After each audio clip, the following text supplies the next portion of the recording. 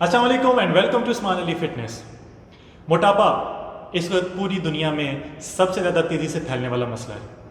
क्योंकि ये रंग नहीं देखता, नस्ल नहीं देखता, मज़हब नहीं देखता, ये नहीं देखता कि आप कितने अमीर हैं, कितने गरीब हैं, ये बस हो जाता है। और ऑब्वियसली ये हमारी अपनी गलतियों की वजह से होता है। अब जितनी तेज़ी से मोटापा फैल रहा है, इसके साथ जुड़ी हुई बीमारियां भी उतनी ही तेज़ी से फैल रही हैं, जिसकी वजह से बहुत से लोग जो मोटापे का शिकार हैं वो कोशिश करते हैं कि हम अपना वज़न कम कर लें, एक हेल्दी लाइफस्टाइल की तरफ आएँ, नॉर्मल वेट की तरफ आएँ। और इस सारे प्रोसेस को, वज़न कम करने के प्रोसेस को जितना कॉम्प्लिकेटेड बना दिया गया है, इससे क्या होता है, या तो वो लोग वज़न कम नहीं कर पाते, या किसी भी तरह भूखा रह के, क्रैश डाइट करके अपना वज़न कम कर भी लें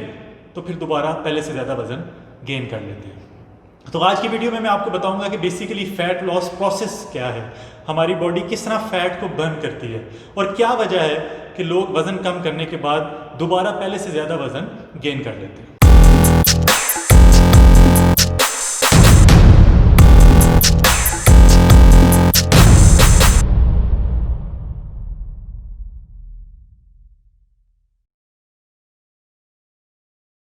तो सबसे पहले बात करते हैं कि फ़ैट इकट्ठा कैसे होता है, हमारी बॉडी में फ़ैट बनता कैसे है, और जो फ़ैट लॉस प्रोसेस होता है ये काम कैसे करता है। देखिए, हम सब के जिस्म में फ़ैट सेल्स होते हैं। आप यूँ समझ लें कि ये छोटे छोटे कंटेनर्स होते हैं, स्टोर्स होते हैं, जहाँ हमारी बॉडी एनर्जी को स्टोर करती है ताकि उसको फ्यूचर में इस्तेमाल किया जा सके। हम जब भी ज़्यादा खाते हैं,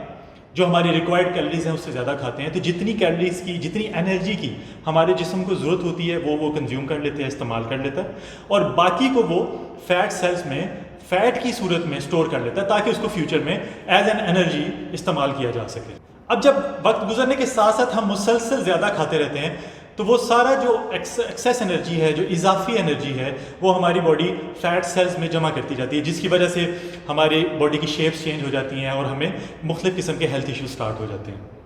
अब जब भी आपने वज़न को कम करना हो तो उसका बेसिक जो असूल है वो ये है कि आपने कैलोरीज जो लेनी है वो कम होनी चाहिए उन कैलोरीज से जो आप कैलोरीज बर्न करें। जैसे मिसाल के तौर पे, अगर आपको लेट्स से कि हमारे जिस्म को 200 कैलोरीज की ज़रूरत है दिन में अपने सारे फंक्शंस करने के लिए, तो अगर हम उसको 300 कैलोरीज दे रहे हैं तो उससे क्या होगा कि वो 200 कैलोरीज जो हैं, 200 कैलोरीज को एनर्जी के तौर पे स्टोर कर लेगी, और जो इजाफी 100 कैलोरीज हैं उनको फैट सेल्स में एज अ फैट स्टोर कर लेगी। अब जब हमने वज़न कम करना है तो हमने क्या करना है कि अगर हमें 200 कैलोरीज की ज़रूरत है तो हमने 100 कैलोरीज कोशिश करनी है कि हम फूड से दें, और जो दूसरी 100 कैलोरीज हैं जो बॉडी को रिक्वायर्ड हैं 200 कैलोरीज पूरी करने के लिए, वो फैट सेल्स को बर्न करके लें।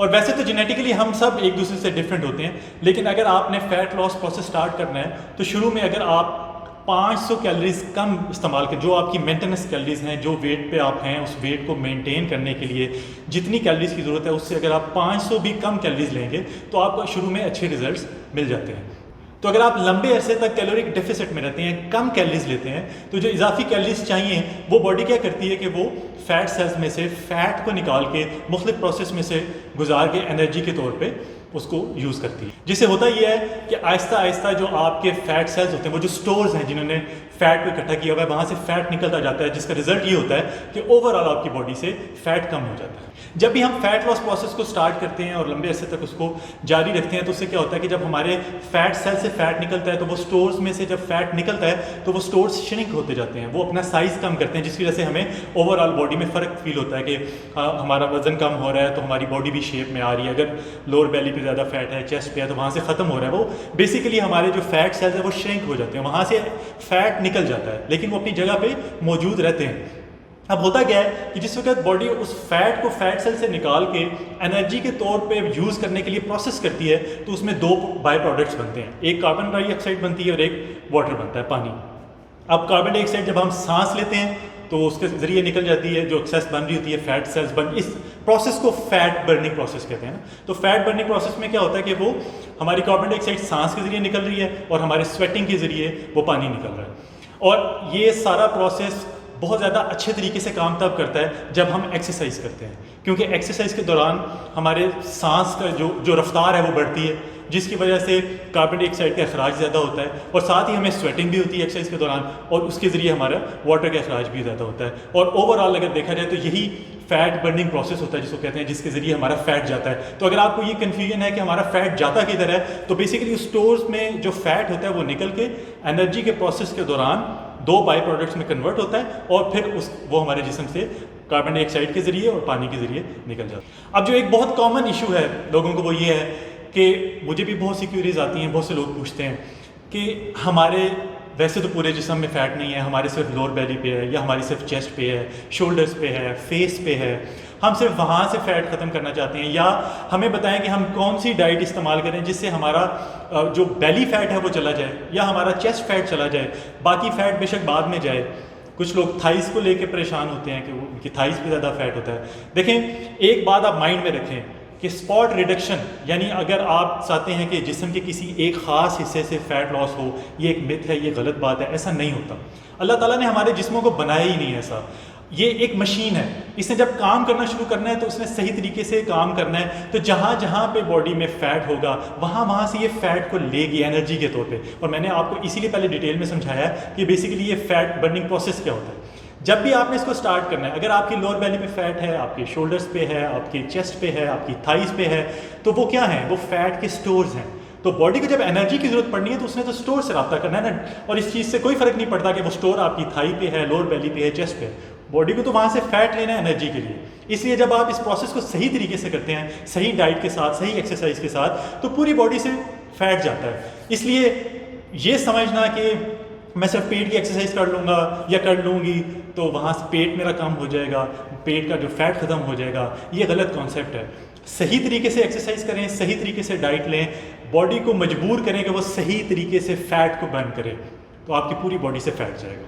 और फिर कुछ लोग मिसाल देते हैं कि फ़लाँ बंदे ने एक्सरसाइज की थी, उसका पेट जल्दी ख़त्म हो गया था, लोअर बेली पे फैट जल्दी ख़त्म हो गया था, मेरा नहीं हो रहा, या चेस्ट फैट जल्दी ख़त्म हो गया था। देखिए, हम सब लोग जेनेटिकली डिफरेंट हैं और हर बॉडी की टेंडेंसी फ़ैट को स्टोर करने की डिफरेंट होती है। कुछ लोगों का चेस्ट पे फ़ैट ज़्यादा इकट्ठा होता है, कुछ का बेली पे इकट्ठा होता है। और इसी तरह जब आप फैट बर्निंग प्रोसेस में जाते हैं तो कुछ लोगों का चेस्ट से जल्दी चला जाता है, कुछ का लोअर बेली से जल्दी चला जाता है। हर बंदे की टेंडेंसी डिफरेंट है, हर बॉडी की टेंडेंसी डिफरेंट है, वो डिफरेंट तरीके से रिएक्ट करती है। इसलिए किसी को एग्जाम्पल ना बनाएं, आप समझने की कोशिश करें कि आपकी बॉडी कैसी है, वो कैसे रिएक्ट कर रही है, और उस हिसाब से उसको लेके चलें। लेकिन एक बात माइंड में रखें कि अगर आप माजी में काफ़ी दफ़ा वज़न कम कर चुके हैं और वज़न कम करने के बाद दोबारा वज़न बढ़ा चुके हैं, तो ज़रूरी नहीं कि आपके फैट सेल्स उसी तरह रिएक्ट करें, क्योंकि बार बार श्रिंक होने के बाद दोबारा एनर्जी लेना, जिस वक्त आप वेट रीगेन करते हैं तो वो क्या है कि आपने एक दफ़ा वज़न कम किया है तो आपने उसमें से एनर्जी निकाल दी है, जो फैट सेल है उसको श्रिंक कर दिया। लेकिन जब आपने दोबारा ज़्यादा खाना शुरू किया तो वो एनर्जी दोबारा स्टोर तो करनी है ना बॉडी ने, तो वो फैट सेल्स में दोबारा स्टोर करेगी। तो जो श्रिंक होने के बाद दोबारा बढ़ने का प्रोसेस है, इसमें कई दफ़ा ऐसा होता है कि सेल्स जिस तरह पहले काम कर रहे होते हैं उस तरह नहीं करते। जैसे मिसाल के तौर पे अगर आपने शुरू में डाइट करना शुरू की है, फैट लॉस प्रोसेस स्टार्ट किया है और आपका बेली से फैट ज़्यादा जल्दी चला गया, तो ज़रूरी नहीं कि आप जब नेक्स्ट टाइम करें तब भी बेली से जाए, हो सकता है चेस्ट से चला जाए, क्योंकि ये चेंजेस साथ साथ बॉडी में आती जाती हैं अगर आप बहुत ज़्यादा डाइट करते हैं और उसके बाद दोबारा वज़न गेन कर लेते हैं। अब जो एक बहुत ज़्यादा कॉमन इशू है, बहुत से लोग ये बात करते हैं कि हमने 2 महीने में इतना वज़न कम कर लिया था लेकिन उसके बाद हमारा वज़न पहले से ज़्यादा बढ़ गया। देखिए, एक चीज़ को समझने की कोशिश करें, अगर आपका वज़न बढ़ गया, आप वज़न को कम करना चाहते हैं, वज़न आप कम कर लेंगे, लेकिन इसका हरगिज़ ये मतलब नहीं है कि आपने टारगेट बनाया हुआ है कि मैंने 80 किलो हूँ, मैंने 70 पे आना है और 70 के बाद मैं फिर आज़ाद हूँ। देखिए, ऐसा काम नहीं होगा। जब भी आप अपने जिस्म को उसकी रिक्वायर्ड कैलोरीज से ज़्यादा कैलोरीज देंगे, चाहे वो हेल्दी कैलोरीज हैं या वो अनहेल्दी कैलोरीज हैं, आपका वज़न बढ़ेगा, क्योंकि जो एक्स्ट्रा एनर्जी आप बॉडी को दे रहे हैं वो उसने कहीं ना कहीं स्टोर तो करनी है। और उसको स्टोर करने के लिए अल्लाह ताला ने एक नेचुरल निज़ाम बनाया हुआ है कि वो फैट सेल्स हैं। इसलिए कोशिश करें कि जब आप वज़न कम कर लें तो वज़न कम करने के बाद अपनी लाइफस्टाइल को ऐसा बनाएं कि जितनी आपकी रिक्वायर्ड कैलोरीज हैं आप वही कंज्यूम करें, चाहे अपनी मर्जी का खाएं लेकिन कम मिकदार में खाएं। क्योंकि आप जब भी ज़्यादा खाना शुरू करते हैं तो उससे क्या होता है, एक तो वो जो फैट सेल्स श्रिंक हुए होते हैं वो भरना शुरू हो जाते हैं और उसके अलावा और मज़ीद फैट सेल्स भी बनना शुरू होते हैं। और जब आप उसको कम करना शुरू करते हैं तो फैट सेल्स साइज़ में कम होते हैं। बहुत कम चांसेस ऐसे होते हैं कि आपके फैट सेल्स जो नंबर्स हैं, जो तादाद है, वो भी कम हो। इसका मतलब ये है कि जब आपने वज़न को कम किया तो आपने मसल को, फैट सेल को श्रिंक कर दिया, लेकिन वो नंबर्स में कम नहीं हुए। तो इसका मतलब ये है कि जब आपकी बॉडी शेप में आ रही है, जब आप फिट हो रहे हैं, हेल्दी हो रहे हैं, तो उसके बावजूद आपके जिस्म में फैट सेल्स की मिकदार कम नहीं हुई, उनका साइज़ कम हुआ है। और इसी वजह से जब आप दोबारा अपनी पुरानी रूटीन पे आते हैं तो फैट सेल्स तो अपनी जगह पे मौजूद हैं, सिर्फ ये है कि वो भरना शुरू हो जाते हैं क्योंकि आप जिस्म को एक्स्ट्रा एनर्जी दे रहे हैं। और लास्ट में ये है कि हम लोग हमेशा वज़न कम करने जब लगते हैं तो हम टाइम को माइंड में रखते हैं। हमारा टारगेट टाइम होता है, हमने 2 महीने में करना है, 3 महीने में करना है, हमने 4 महीने में करना है। इतने साल आपने जिस्म को अपनी ख़राब खुराक के ज़रिए या ज़्यादा खाने की वजह से बढ़ाया है, तो आप कम करने के लिए उस पर बहुत कम टाइम क्यों रखते हैं? हमेशा टारगेट रखें अपने वेट का कि मैंने इस वेट पे आना, क्योंकि जैसे मैंने आपको बताया कि हर बॉडी की वज़न को, बॉडी फैट को स्टोर करने की टेंडेंसी डिफरेंट है, इसी तरह वज़न कम करने की भी डिफरेंट होगी। और बहुत ज़्यादा फैक्टर इसमें आपके जेनेटिक्स का होता है, एज का होता है, जेंडर का होता है। फिर ये होता है कि आपका वेट कितना ज़्यादा है, आपने कितना कम करना है, 10 किलो कम करना है, 20 किलो कम करना है, 25 किलो कम करना है, उस हिसाब से आपको उतना टाइम भी लगेगा। और जब आप अपने टारगेट तक पहुंच जाएं, जो भी आपने टारगेट सेट किया हुआ है, उसके बाद अपनी डाइट में हल्की फुल्की चेंजेस करनी पड़ती हैं। सिर्फ ये कि जो आपकी वहाँ पे उस वक्त मेंटेनेंस कैलोरीज आ रही होती हैं, उसके हिसाब से आपको खाना होता है। और उसमें कतन ऐसा नहीं है कि आपने सारी ज़िंदगी वही खाना खाना है, आप रूटीन का खाना भी खा सकते हैं, लेकिन उतना खाना है जितना जिस्म को ज़रूरत है, ताकि जितनी एनर्जी बॉडी को ज़रूरत है वो ले और कंज्यूम कर ले। एक्स्ट्रा एनर्जी उसके पास ना हो ताकि हमारे फैट सेल्स जो हैं वो श्रिंक ही रहें और उनमें फैट इकट्ठा ना हो सके। तो बॉटम लाइन ये है कि